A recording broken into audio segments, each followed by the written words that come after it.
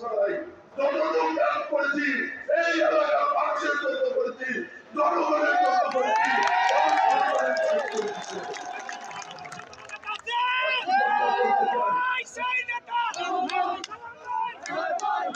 একটি কথা বলতে চাই, আমার অনেকে অনেক কথা বলেন, অনেক পরিবারের কথা বলেন।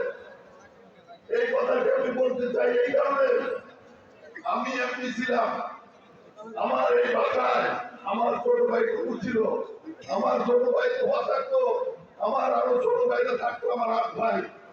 এই টাউন প্রাইমারি স্কুলের ছাত্র ছিল, বিন্দুবাসীর স্কুলের ছাত্র ছিল। কোন সময় বলতে পারবেন সালাম বিন্দু এমপি ছিল, সালাম বিন্দুর ভাইরা কোন জায়গায় কোন কাজ করেছে, কোন জায়গায় অত্যাচার করেছে? নাই। এবং আমি বিশ্বাস করি সেই সময়ে আমি যখন ছিলাম, সেই সময় আমাদের ভাইকেও কোন ভাইকে কেউ চিনত না। তারা কোন মানুষের সাথে কোন ব্যক্তি কোনদিন করেছে আমার অন্তত পক্ষে জানা নাই। আপনারা জানেন সেটা করেছি কি করে নাই।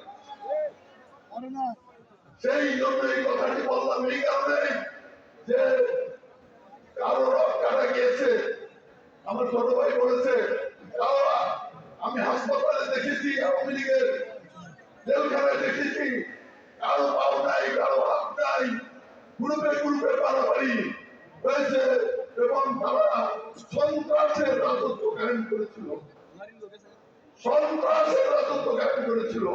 প্রিয় বন্ধুগণ, বাংলাদেশ জাতীয়তাবাদী দল সন্ত্রাসে বিশ্বাস করে না, বিশ্বাস করে।